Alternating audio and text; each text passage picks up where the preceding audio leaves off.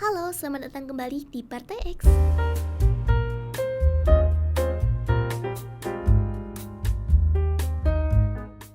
Membedah draft amandemen kelima, jalan baru menuju Indonesia sejahtera.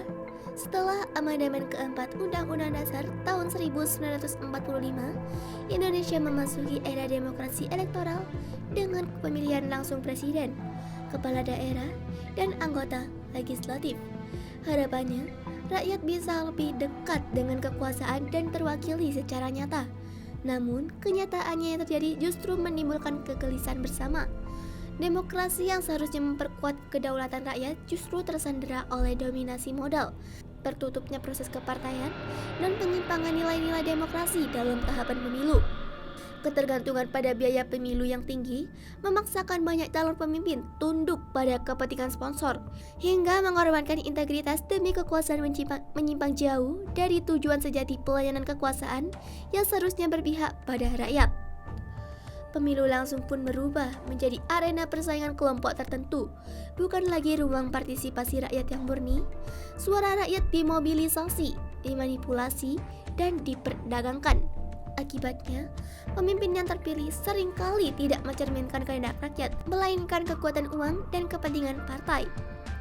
Dari kondisi inilah muncul pertanyaan besar. Apakah demokrasi elektoral benar-benar mampu membawa kesejahteraan rakyat? Keresahan inilah yang kemudian melahirkan gagasan draft amandemen kelima sebagai koreksi terhadap tata kelola kekuasaan hasil reformasi tahun 1998. Gagasan ini bukan lahir dari ambisi kekuasaan, melainkan dari keprihatinan terhadap arah masa depan bangsa yang dinilai menjauh dari keadilan sosial, kedaulatan rakyat, dan pemerintahan yang bermartabat. Draft amandemen kelima ingin mengembalikan demokrasi pada esensinya, dari rakyat, oleh rakyat, dan untuk rakyat, bukan untuk partai atau oligarki.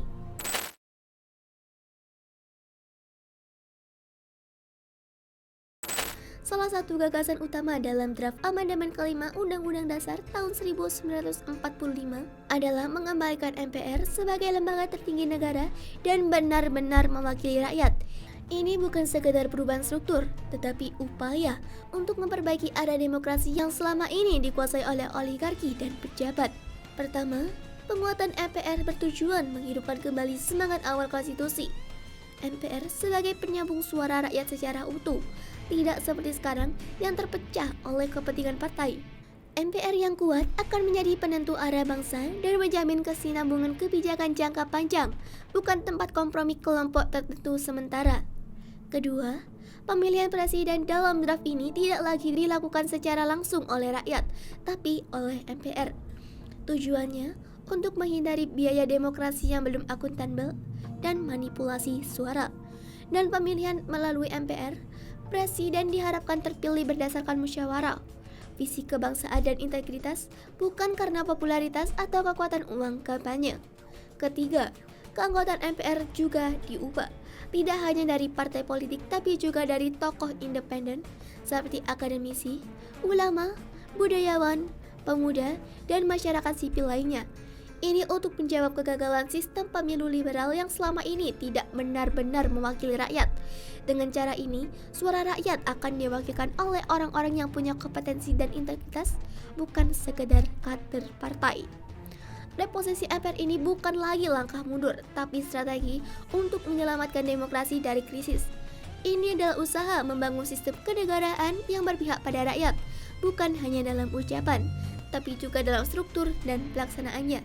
Jika Indonesia ingin keluar dari krisis kepemimpinan dan stagnasi kesejahteraan, maka memperkuat MPR sebagai mandataris rakyat adalah langkah yang penting dan tidak bisa dihindari.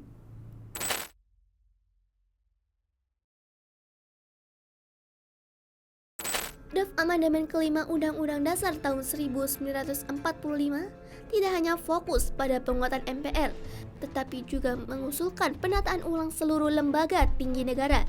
Tujuannya jelas, menciptakan sistem ketatanegaraan yang lebih efektif, profesional, dan benar-benar bekerja untuk rakyat, bukan untuk kepentingan kelompok tertentu.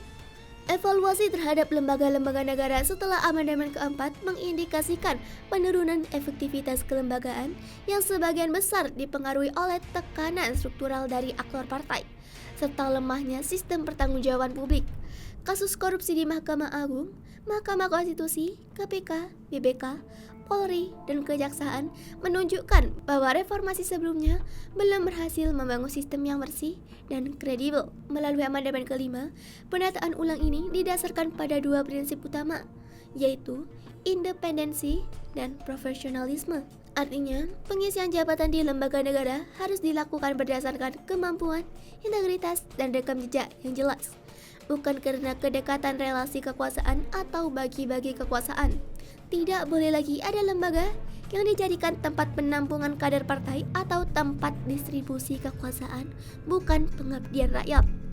Selain itu, penataan ulang ini juga membuka peluang untuk membentuk lembaga baru atau mengubah lembaga yang ada dengan pendekatannya lebih efisien dan sesuai kebutuhan negara. Setiap lembaga harus punya fungsi yang jelas, hasil kerja yang nyata, dan bisa dipertanggungjawabkan kepada rakyat. Jika Indonesia ingin keluar dari krisis tata kelola dan rendahnya kepercayaan publik terhadap institusi negara, maka langkah awalnya adalah menghentikan campur tangan kepentingan kekuasaan dalam struktur kelembagaan. Amandemen kelima memberi arah menuju sistem yang lebih bersih, terukur, dan berpihak pada kepentingan rakyat, bukan kekuasaan.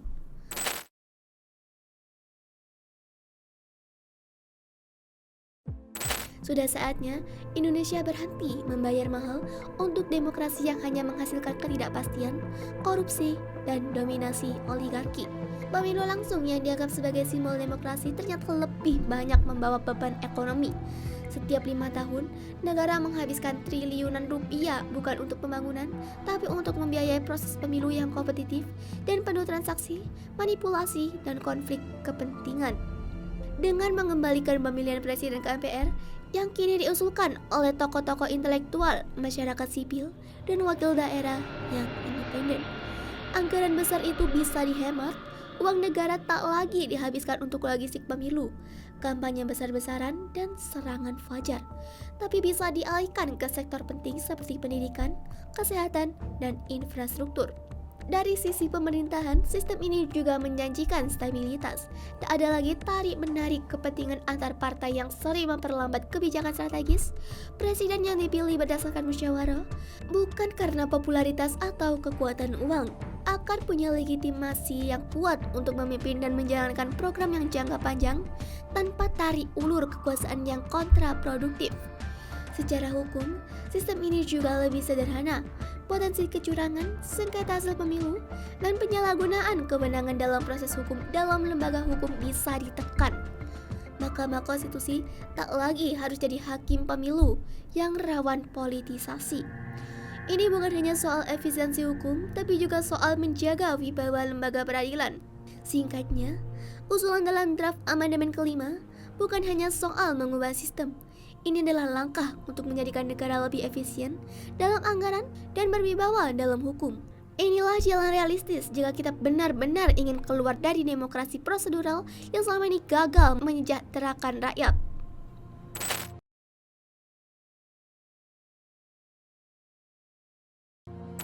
Saat ini kita berada di titik penentu sejarah. Pertanyaannya sederhana tapi penting. Apakah kita berani memilih jalan baru demi kesejahteraan rakyat, atau tetap bertahan dengan sistem lama yang terbukti gagal? Pengalaman selama 2 dekade pasca amandemen keempat menunjukkan bahwa sistem pemisahan kekuasaan yang ada belum mampu membawa kesejahteraan nyata. Banyak lembaga tinggi negara justru terseret dalam korupsi, kolusi, dan nepotisme. Rakyat semakin terpinggirkan, sementara pejabat menikmati kekuasaan dan penguasaan sumber daya tanpa akuntabilitas. Jika sistem ini tetap dipertahankan, risikonya besar. Kebijakannya stagnan, anggaran negara terkuras untuk pemilu yang mahal, menurunnya kepercayaan terhadap hukum, dan krisis legitimasi negara di mata rakyat. Ini bukan hanya jalan buntu, tapi juga bisa memperlebar jurang antara negara dan masyarakatnya. Sebaliknya, draft amandemen kelima menawarkan arah baru. MPR akan diperkuat sebagai mandataris rakyat, bukan sekedar perpanjangan kepentingan partai, dan pemilihan presiden tak lagi dilakukan secara langsung, tapi melalui MPR yang berisi tokoh intelektual dan masyarakat sipil. Sistem ini berbasis musyawarah, bukan uang atau popularitas semu. Ini bukan kemunduran demokrasi, tapi koreksi terhadap demokrasi yang terlalu prosedural dan transaksional. Jalan baru ini adalah upaya untuk membangun sistem yang lebih adil, bersih, dan berpihak pada rakyat. Itulah video dari kami. Jangan lupa like, komen, dan subscribe. Kami Partai X pamit. Kami ingin